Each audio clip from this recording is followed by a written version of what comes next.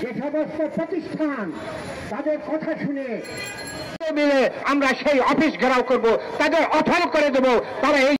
এবং আমাদের সরকারকে বলবো তারা যেন অনতি বিলম্বে আপনারাও তাদেরকে বলুন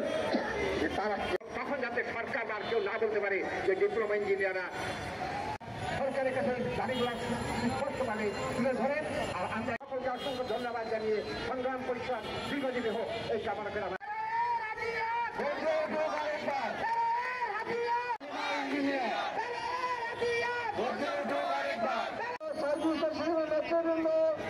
শিক্ষক প্রতিনিধিবৃন্দ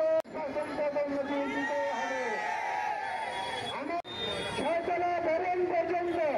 ডিপ্লোমা ইঞ্জিনিয়ার এই মুহূর্তে আমাদের মাঝে বক্তব্য নিয়ে আসছে বাংলাদেশ